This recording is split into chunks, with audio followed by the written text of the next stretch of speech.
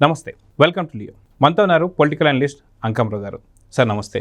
నమస్తే sir, Jagan tour చూస్తూనే ఉన్నాం. కూటమి ప్రభుత్వం వచ్చిన తర్వాత ఫ్రస్ట్రేషన్లో ఏం చేస్తున్నాడో తెలియక కరెక్ట్గా కూటమి ఏర్పడిన నెల రోజుల్లోనే ఢిల్లీ టూర్ అన్నాడు, 32 నుంచి 36 హత్యలు అన్నాడు. ఆ లిస్ట్ ఇప్పటిదాకా తేలింది లేదు.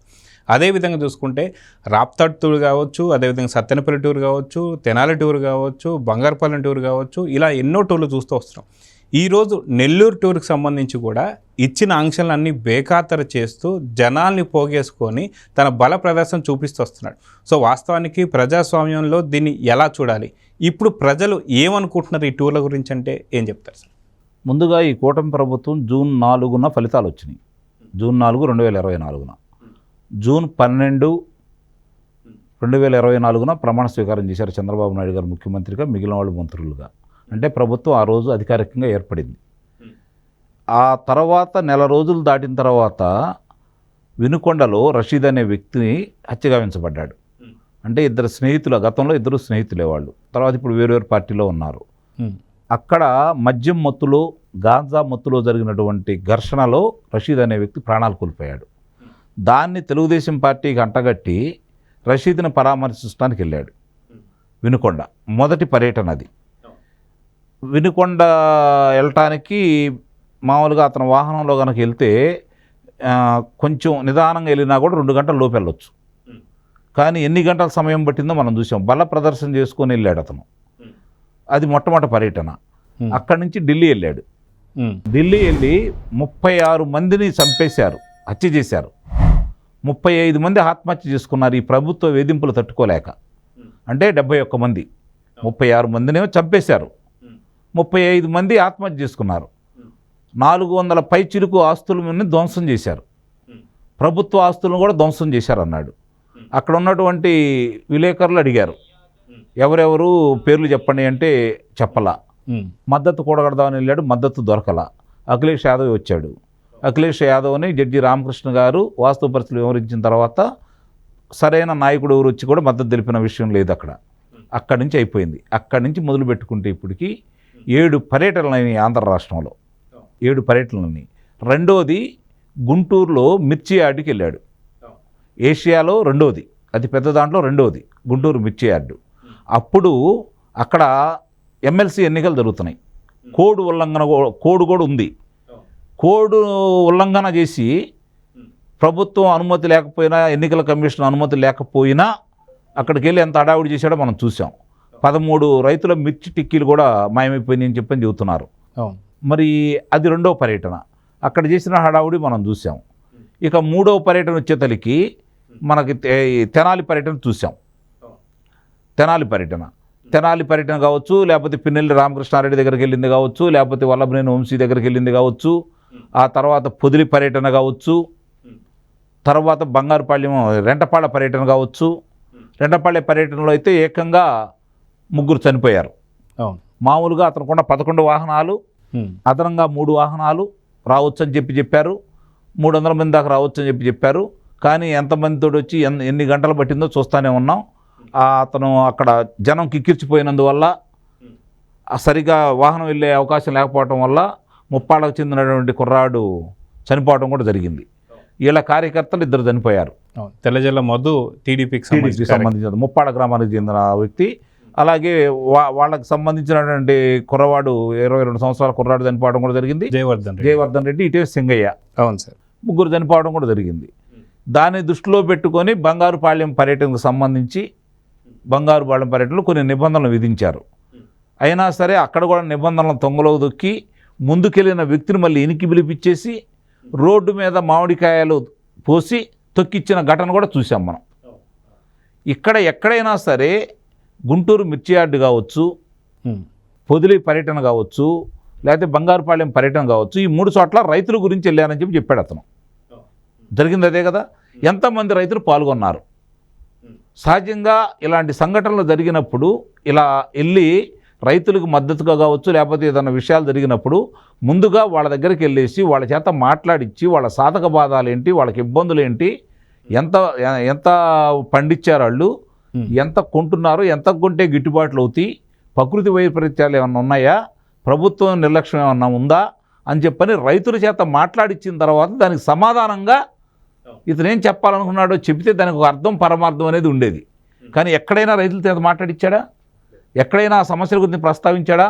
అక్కడికి వెళ్ళిన తర్వాత చంద్రబాబు నాయుడు గారిని, పవన్ కళ్యాణ్ గారిని ఈ విధంగా తిట్టడానికి లేకపోతే వేరే దాన్ని ఉపయోగించడానికి తప్ప ఆ సమస్యల గురించి ఏమన్నా మాట్లాడా?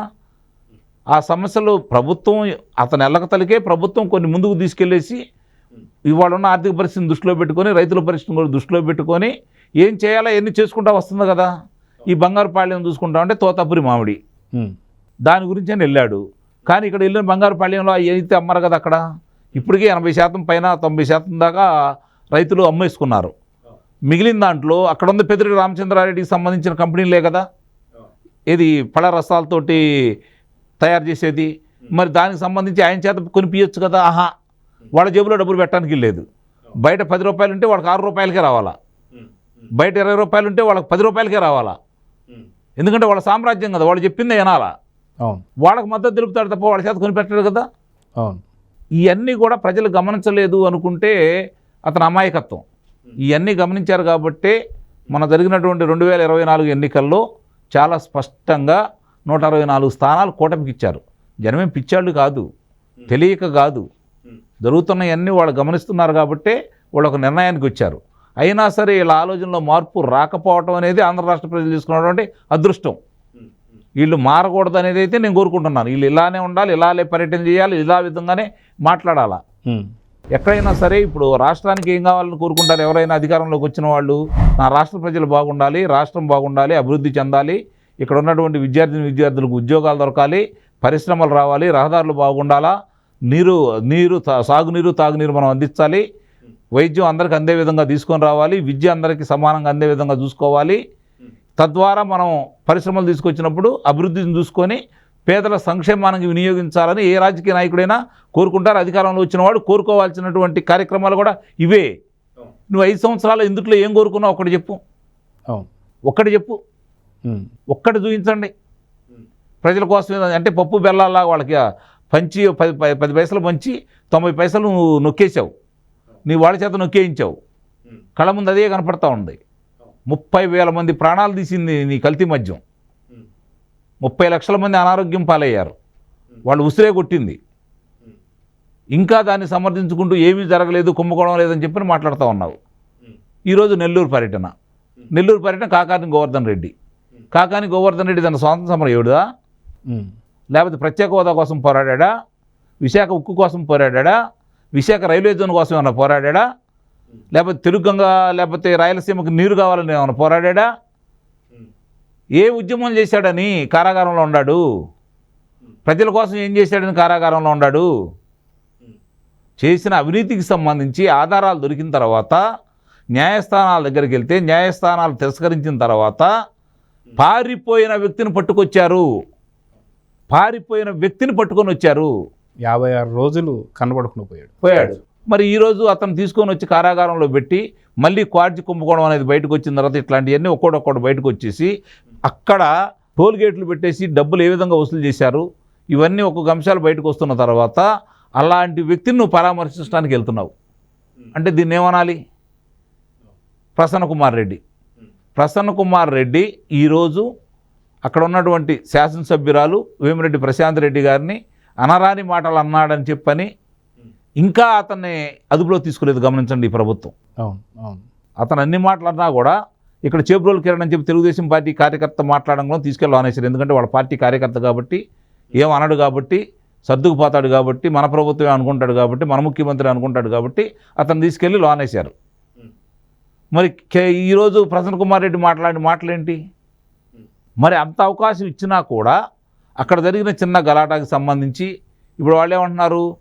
వెళ్ళాము మేము, కొంత ఆవేశపడ్డమాట వాస్తవమే, మేము ఆ పనులను చేయలేదని చెప్పి వాళ్ళు మాట్లాడుతున్నారు. ఇప్పుడు ఈయనేమంటున్నాడు? జగన్మోహన్ రెడ్డి ఇంటి మీదకి వచ్చారు, ప్రసన్న కుమార్ రెడ్డి ఉంటే చంపేసేవాళ్ళు, విధ్వంసం చేశారు అని చెప్పని. ఇంట్లో సీసీ కెమెరాలు ఉంటాయిగా, ఏమీ లేని అతను కాదుగా, మౌలాళ్ళే పెట్టుకుంటున్నారుగా, మాజీ మంత్రిగా బయట పెట్టండి. ఏం జరిగిందో, ఎంతమంది వచ్చారో తెలిసిద్ది, ఎంత విధ్వంసం చేశారో తెలిసిద్ది. ఇవన్నీ కూడా చెప్పుకోవడానికి మాత్రమే పనికొస్తాయి తప్ప. సరే, అతను ప్రజాస్వామ్యంలో ఈరోజు ఎవరైనా పర్యటనలు చేయొచ్చు, కానీ ఎలా? దేనికోసం, ఎందుకోసం?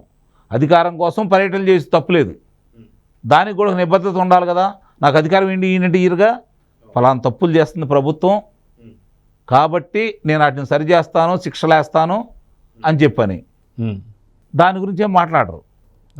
ఇవన్నీ కూడా కళ్ళ ముందు కనపడతానే ఉన్నాయి. జరిగిన పర్యటన గురించి అంతా కూడా ఇప్పుడు ఏం జరుగుతుందో అక్కడ మనం అన్నీ చూస్తూనే ఉన్నాం. సతీష్ రెడ్డి ఏం మాట్లాడాడు? పేరు నాని ఏం మాట్లాడాడు? సజ్జల రామకృష్ణారెడ్డి ఏం మాట్లాడాడు? ఏంటి ఒకసారి వాళ్ళ మాటలు ఒకసారి వినండి. ఈరోజు ఏం అర్థమవుతుందో. సతీష్ రెడ్డి ఇప్పుడు దాకా ఉన్నదాన్ని నెల్లూరులో ఓపెన్ కాబోతుందంట. ఏం ఓపెన్ అవుతుంది అక్కడ? నెల్లూరు చూడబోతుంది అన్నాడు. ఏం చూస్తుంది నెల్లూరు? ఏం చేయాలనుకుంటున్నారు నెల్లూరుని? ఇది ఏమన్నా పులివెందులు అనుకుంటున్నారా? లేకపోతే ఈ ప్రభుత్వం చేతకాని ప్రభుత్వం అనుకుంటున్నారా? అంటే రెచ్చగొడుతున్నారా? మీరు ఇందాక అన్నట్టు కారాగారంలోకి వెళ్ళాలని చెప్పి పరితపిస్తున్నారా?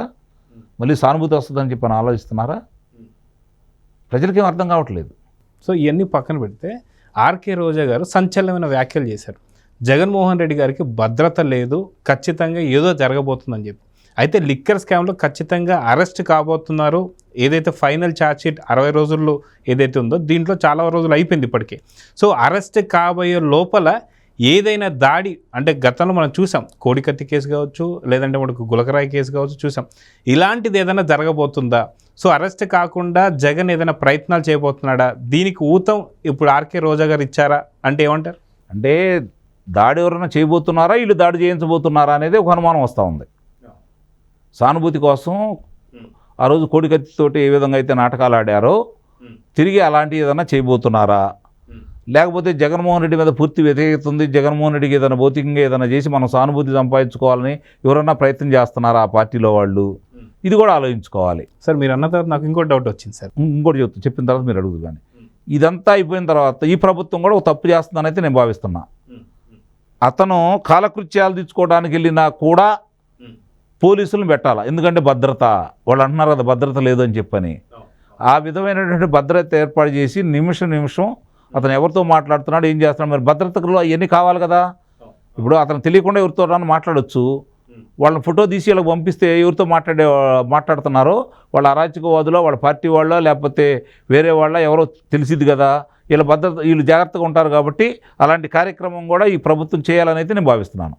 అయితే నిన్నగా మొన్న ఒక ప్రముఖ మీడియా ఛానల్కి సజ్జల రామకృష్ణారెడ్డి గారు ఒక ఇంటర్వ్యూ ఇస్తూ ఆయన ఏమన్నారంటే, జగన్ జైలుకి వెళ్తే కానీ లేదా జగన్ లేకపోతే నేనే చూసుకుంటాను పార్టీని అని చెప్పి అంటున్నారు. ఇందాక మీరు అన్న పాయింట్ ఏదైతే ఉందో, రాజకీయాల్లో ఏదైనా జరగవచ్చు. అటువంటిది సజ్జల రామకృష్ణారెడ్డి ఈ మాట్లాడడం, ఆర్కే రోజా భద్రత లేదని చెప్పేసి అనడం. సో ఖచ్చితంగా సెకండ్ క్వార్టరీ ఏమైనా స్టార్ట్ అవుతుందా? క్వార్టరీ అని చెప్పి ఎట్లా విజయసాయిరెడ్డి చెప్పారు కాబట్టి ఆ క్వార్టరీ అధ్యక్షుడు కాబోతున్నాడా అంటే ఏమంటారు? అంటే జగన్మోహన్ రెడ్డిని అదుపులో తీసుకోవడం ఖాయమనేది వాళ్ళకి అర్థమైపోయింది. అందులో ఎలాంటి సందేహం కూడా ఏం లేదు. ఇంకో మాట అన్నాడు, అప్పుడు 16 నెలలు కారాగారంలో ఉన్నప్పుడు పార్టీని బలోపేతం చేశాం, దానికి రెట్టింపు చేస్తాం ఇప్పుడు అని చెప్పి అన్నాడు. మేము అధికారంలోకి వస్తాం అన్నాడు. అతను కారాగారంలో ఉన్న తర్వాత జరిగిన ఎన్నికలు 2014, బయటకు వచ్చింది 2013 సెప్టెంబర్ 23వ తారీఖు. సెప్టెంబర్ 23, 2013 అతను బయటకు వచ్చాడు కారాగారం నుంచి. ఆ తర్వాత 2014లో ఎన్నికలు జరిగినాయి, గెలవలేదే. ప్రజలు నిన్ను నమ్మలేదు కదా. మళ్ళీ 2024 నిన్ను నమ్మలేదు. 2019 ముందు నువ్వు చెప్పిన మాయం మాటలు నిజంగానే నమ్మారు. కొంతమంది శాసనసభ్యులు చేసిన తప్పులు మీకు వరాలైనవి. వాళ్ళ మీద కోపం ప్రభుత్వం మీద చూపించారు, చంద్రబాబు నాయుడు మీద చూపించారు.